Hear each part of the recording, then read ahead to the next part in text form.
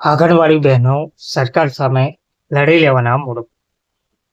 મહેનત વેતનમાં વધારા સહિતની 12 માંગણીઓને લઈને સૂત્રોચ્ચાર સાથે વિરોધ પ્રદર્શન, ચૂંટણીના બહિષ્કાર સુધીની પણ ચીમકી ઉચ્ચારવામાં આવી. વિગતવાર માહિતી શું છે તે જોઈએ. નમસ્કાર મિત્રો, સ્વાગત છે તમારું અમારી યુટ્યુબ ચેનલ. મિત્રો, રાજકોટની 360 સહિત રાજ્યની 53,000 આંગણવાડીની 1.6 લાખ બહેનો આજે 19 માર્ચ એટલે કે સતત બીજા દિવસે પણ કામથી અળગા રહ્યા છે.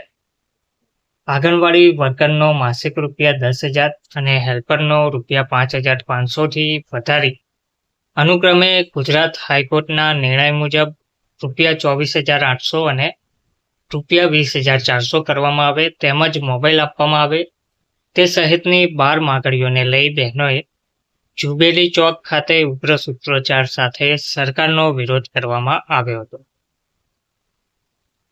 ગુજરાત હાઈકોર્ટના ચુકાદાનો સરકાર અમલ કરે તેવી બહેનોની માંગ છે.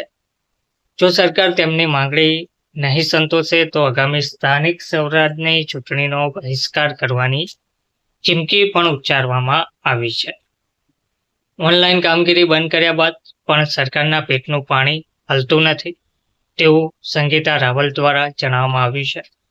ગુજરાત આંગણવાડી કર્મચારી સંગઠનમાં સૌરાષ્ટ્ર મહામંત્રી સંગીતાબેન રાવલે જણાવ્યું હતું કે આજે વિરોધનો બીજો દિવસ છે.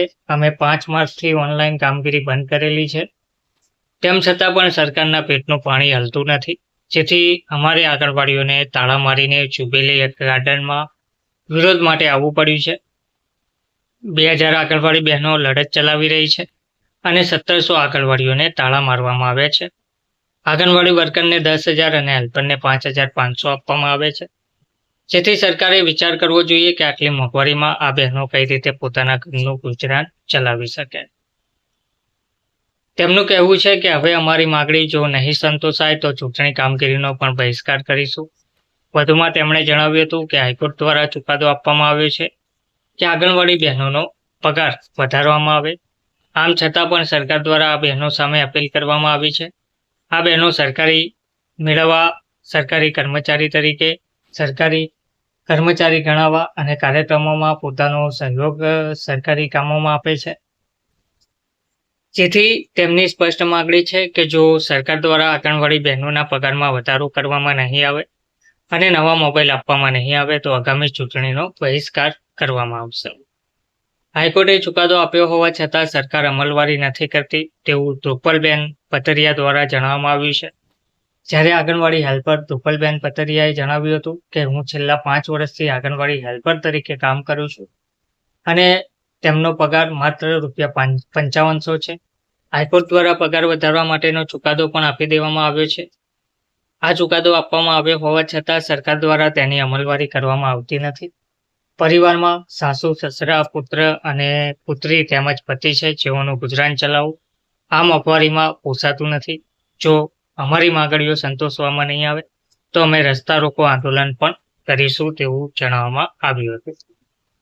વધુમાં CITU સંકલિત ગુજરાત આંગણવાડી કર્મચારી સંગઠન 26 જિલ્લાના 106 જેટલા આગેવાનોની બનેલી કારોબારીની બેઠકમાં તારીખ 18, 19 અને 20 માર્ચના રોજ કામગીરીથી અળગા રહેવાનું એલાન કરવામાં આવ્યું છે, જેમાં આંગણવાડી વર્કર અને હેલ્પરના પગારમાં વધારો કરવો, ડિજિટલ કામગીરી માટે 2022માં આપેલ વચન મુજબ નવા મોબાઈલ ફોન આપવા, નિવૃત્તિ વયમર્યાદા 60 કરવી, બાળકોના પોષણ આહાર માટેના દર 2019માં નક્કી કરાયા બાદ વધારો ના કરાતા તે વધારો કરવા, AVT અને FRS જેવી એપ્લિકેશન ચાલતી ના હોય તે બંધ કરવી, બાળકોના પોષણ આહાર તેમજ અન્ય તમામ બિલો નિયમિત ચૂકવાય અને તે બહેનોને પોતાના પગારમાંથી ખર્ચ ના પડે તે માટે એડવાન્સ આપવાની વ્યવસ્થા કરવા સહિતની 12 જેટલી માંગણીઓ મૂકવામાં આવી છે.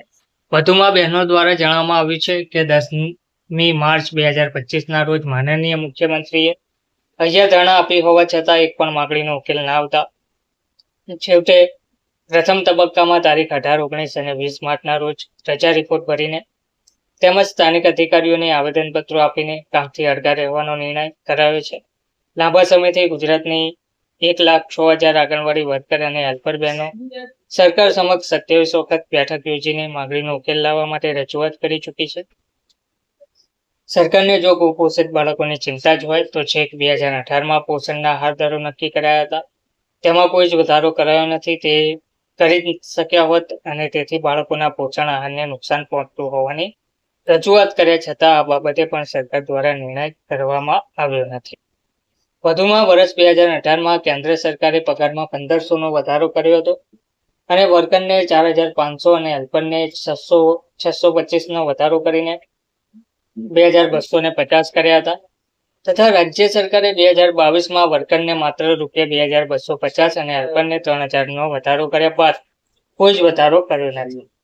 તો હાલનો જે આંગણવાડી બહેનોનો પગાર છે, કાર્યકરનો 10,000 અને તેડાગરનો 5,500 છે. કેન્દ્ર અને રાજ્ય સરકાર દ્વારા તમામ કર્મચારીઓના પગારમાં વધારો કર્યો છે, પરંતુ કેન્દ્ર અને રાજ્ય સરકારે આંગણવાડી વર્કર અને હેલ્પરોના પગારમાં વધારો કર્યા વિના કામના બોજમાં પણ જંગી વધારો કર્યો છે. વર્તમાન મોંઘવારીની પરિસ્થિતિમાં આંગણવાડી વર્કર અને હેલ્પરોને જીવન ટૂંકાવવું મુશ્કેલ બની જતા છેવટે પ્રથમ તબક્કામાં 3 દિવસ કામથી અળગા રહેવાનો નિર્ણય પણ કરવામાં આવ્યો છે. હવે જોવાનું એ રહેશે કે સરકાર આ અંગે શું નિર્ણય લેશે. ધન્યવાદ.